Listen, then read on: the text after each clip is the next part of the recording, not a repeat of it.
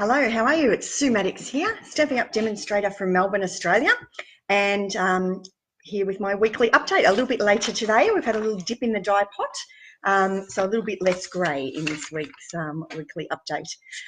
Today I'm going to be sharing with you a few cards that feature a simple gatefold today, and also taking a peek at some of the snazzy new embossing folders that we've got coming up in the holiday catalogue.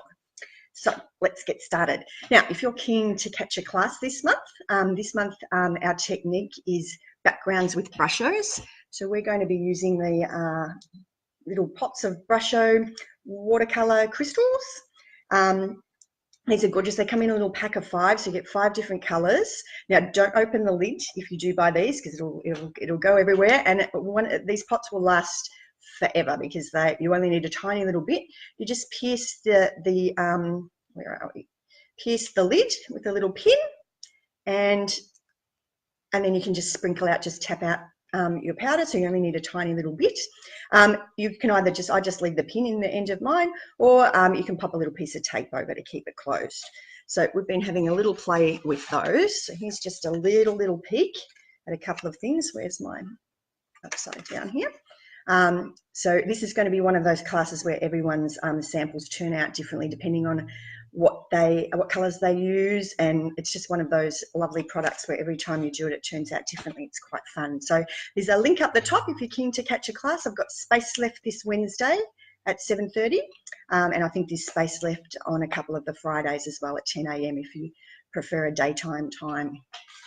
Hannah's been having a bit of a play as well with the brush show, so she did this one. While I had them out, she was quite keen to get colourful, and then just drew on them with some pen, and then she wanted just a blank one, just on the watercolour paper. So if you're trying this one at home, all you need is the brush shows, the watercolour paper. A water spritzer is helpful as well.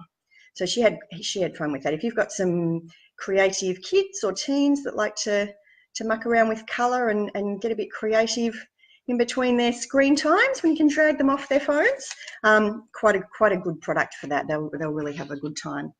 Just watch your surfaces and things, because the powder does stain, so might be a good one to have gloves if you need to keep your hands nice and clean, or just protect your table and things like that. All right, let's see what we've got here. Okay, turn over on the other side of my page. Okay. Now, I just about always do cards just with a regular fold in the middle. A little bit boring there, but I thought I would dip my toe in the fancy fold pond today with just a really simple one to get us started with. And it is a gatefold. Oh, thank you, Melissa. Yes. So my peak hair day is day I get my hair cut, and then it's sort of all downhill from there. I never did master the hairdryer very well, so I like it when he does it look straight. I can actually turn around because the back of my head looks much better than it normally does. Okay, let's have a look at the gatefold. So just take your piece of cardstock, your half A4, so an A5 piece there, and I've just scored it. Now, handy for this is the scoreboard, and then I've got the metric plate on top of that. Mine's very sparkly. It's just covered in glitter. I think I probably need to get a brush out and give it a bit of a clean.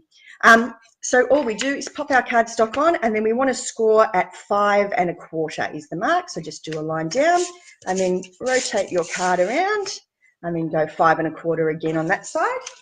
And that way it will match up beautifully in the middle, because our card is 10 1/2 wide. So we get that nice little fold there, and we can decorate it. Now let me show you a couple of little samples that I made. We've got this one, whoops, and this one's featuring Coastal Cabana, all set for a little blog colour hop that I'm in tomorrow. And I've just used the sheet music stamp for the little panels on the front. Let me show you the sheet music stamp. It's gorgeous. Nice, one of the nice big wooden background stamps. So we just pop that on. Now, I find with the background stamps, because they're so large, it's a little bit hard to plonk it down onto your cardstock. So what I tend to do is ink it all up, put it down like this, and then I get my piece of card and put it on top. And that way you can get, especially with the sheet music one, because you do want to get the lines straight. So you need to make sure you've got it all lined up. So it's a little bit easier than trying to manipulate the great big one there. Now, on the top of this one, I've popped the thank you, and that is from, what's it called, Floral Statements. So another love it. I love this set. Don't use it enough. I must get it out and do a few more things with it. So it's got a thanks and a hello, and it's just beautiful. You can stamp it, and then you can just add a little bit of colour if you like. So for this one, I have used just some watercolour pencils here. I think I just used a white Coastal Cabana and one of the light greens just to add a little touch of colour to the flowers. And I've added a little bit, I'm not sure if you can see the sparkle there, but I've added a little bit of Wink of Stella to the lettering. Actually, I coloured in the lettering as well, just added a little touch of colour with the Coastal Cabana again, and then added some Wink of Stella just to make them sparkle, because you can never have too much sparkly things, can you? It is a gorgeous background stamp, isn't it, Sharon? I really like that one. There's a little touch of ribbon going down there as well. Now, to keep this all together, I could tie it around with a ribbon or something, or put a little belly band around it. Would keep it closed when it goes in the envelope. All right, let's have a look at another one. So another option, instead of stamping on those front panels, is to use an embossing folder. So this one, the base card there is one of the new colours, soft sea foam, just a nice pretty little soft green. And I've used this embossing folder. There's a set of two.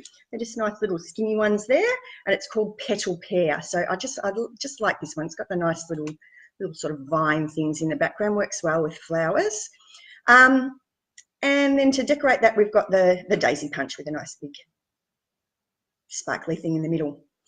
Okay, you might recognise that shape. I've been using that a lot this month. That is from the Stitched Seasons. Don't forget, we've only got a couple more weeks to get that one if you are keen on that one, and then it will be gone for good. So don't miss out on him. Okay, now this one, I just did a little tiny bit of sponging around the edge. Probably can't see that on there, but a little bit of sponging around the edge of those panels that I stuck on the front just to make them stand out from the background there. The colour on the top is Flirty Flamingo I've used for the flower, and this was just a scrap from something else, and that I think it's Petal Pink is that one. Okay, pin down there. Now, while we're talking embossing folders, we've got some lovely new ones coming up. This is another one of our cards we're doing in class this month. So just using that shape again for a frame. I think I showed you an example last week. So here's another one with a different pattern. And then in the background, you might notice a little sneak peek here of a new embossing folder. It's in the holiday catalogue coming up, and it's called Swirls and Curls. Looks beautiful. One of those nice deep embossing folders. My favourite Petal Promenade paper in the background there.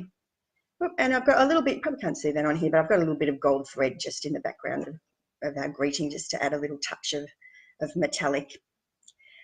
Now, let me show you a little peek at some of the embossing folders that we've got coming up. Just a little stretch over there. Okay, so we've got some really gorgeous ones. There's this one, it's called, what is it called? It's called Corrugated. And I'll just show you how that one comes up. A really nice, oh, it looks beautiful. It's just like nice corrugated. I've done it with the silver metallic foil paper here, so it looks just like a nice tin shed or something. I'm looking forward to doing something with that one. Another beautiful one was the one I showed you before, the Swirls and Curls. So let's just show you. It sort of comes up very nice on the metallic, doesn't it? You can really get a good look at it. They are all, actually no, that's a thinner, this is one of the thinner ones. The other ones are the thicker dynamic embossing folders. So this is the different sandwich that we need for those. So you've got your plate ready for embossing. If you're using one of the thinner ones, the regular embossing folders, then we pop that inside two of the acrylic plates. If you're using the thicker ones, these dynamic ones, you'll feel them because they're quite thick. Then you only need one of the plates. So just get rid of the other one, and we just use one of the plates. Pop that on top there. Now, this one here is my favourite of the new ones. It's called Tin Tile, and it's just beautiful. Have a look at it here in the gold. Isn't that just a stunner? This reminds me of one of the first share houses I lived in. We had this sort of pressed tin type in our kitchen. I think it was in yellow or orange or something, a bit revolting, but it was a beautiful product, and this is going to be lovely. I'm really looking forward to that. So holiday catalogue starts on September the 5th. So if you're one of my customers, you should be getting yours in the post. Should be arriving any time now. They're all mailed off. Let me know if you do need a copy, or get in touch with your demonstrator if you have a different demonstrator. Okay, what else did I have on here? I think that's about all I've got here for today. Yep, that's about it. So if we'd like to keep it nice and short and quick, I'll be back next week. I shall be back at my regular 11 o'clock time next week with no hair appointments to go to. So I'll see you all then, and we'll have a look at something else now in our weekly update. I hope you've had a fabulous week. I've had a weird week, so I've been off with Hannah to look at universities. We went to a uni open day. It's like, oh, I'm just not really ready for that whole thing. I feel like she shouldn't be old enough to be going to do that. It's like, I want to stop time a little bit sometimes, don't you? And just have a little pause. We'll just stay in high school years for a little bit. But anyway, it was fun to have a look and get a little glimpse into what the next stage of life might be. So we'll see how that goes. All very exciting. Okay, well, I will catch you all next week. Thank you very much.